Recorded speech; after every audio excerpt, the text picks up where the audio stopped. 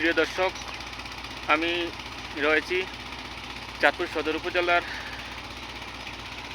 যেই সাঁতলিতে, এই ডাকাতিয়া নদীর পাশে। এটা পদ্মা মেঘনা চাঁদপুরের ত্রিনদী মোহনা থেকে যেই নদীতে এই নদীটি এসেছে, সেই ডাকাতিয়া নদীতে পাশে আমি দাঁড়িয়ে রয়েছি। যেই স্থানটি থেকে আমি ভিডিও ধারণ করছি, আপনাদেরকে দেখাচ্ছি আমার পিছনে। এই যে এই নদীতে শত শত এই ডেঙ্গিনায় মানুষ বসবাস করে। এখানেই তাদের জীবিকা নির্বাহ, এই নদীতেই তারা রাত্রি যাপন, ঘুমান, তাদের বসবাস তারা করে। আমি ঘুরে ঘুরে দেখাচ্ছি এই যে তাদের জীবন। এখানেই তারা রাত্রি যাপন করে, এই নদীতেই মাছ শিকার করে। সেখানেই তো সব কিছুই তাদের বাসস্থান বলতে তাদের জীবিকা, টোটাল সব কিছুই এখানেই রয়েছে। আমরা যদি কর্মের জন্য বিভিন্ন স্থানে ছুটে যাই, কাজ করি, তাদের কাজও নদীতে, ঘুমানো নদীতে, থাকাও নদীতে। তাদের এক বৈচিত্র্যময় তাদের জীবন।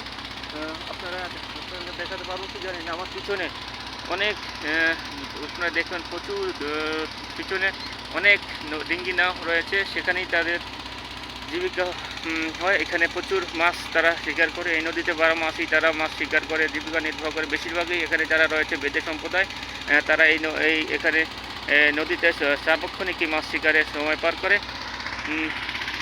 তো এই মনোমুগ্ধকর স্থানটি প্রতিদিনই কয়েকদিনই আসবো ভেবেছিলাম। আজকে সময় হয়েছে, আজকে এসেছি, এসে একটা ভিডিও ধারণ করছি, আপনাদেরকে সেই স্থানটি দেখালাম। সকলেই আমার ভিডিওটি দেখবেন, শেয়ার করবেন, কমেন্ট করবেন। আপনাদেরকে আরও যারা রয়েছে হয়তো আমি দেখাতে পারবো কি না দেখছি। নদীতে স্থানের ভিতরে পারে নেমে আপনাদেরকে দেখানোর চেষ্টা করছি। আমার পিছনে দেখেন আপনারা, আমার অনেক হয়তো দেখছেন কিনা জানি না, প্রচুর ডেঙ্গি নাও এখানে তারা রয়েছে। সেখানে তারা বসবাস করে, রাত্রি যাপন করে, মাছ শিকার করে। তাদের জন্য সকলে ঝড়, বৃষ্টি, রৌদ্র, তারা এখানেই থাকে সর্বক্ষণিক। তাদের এখানে এই নদীতেই তাদের বসবাস। সেখানেই তারা তাদের সকল ভালোমন্দ, মঙ্গল অমঙ্গল এখানেই রয়েছে। তাদের এই নদীতেই তাদের বেড়ে ওঠা।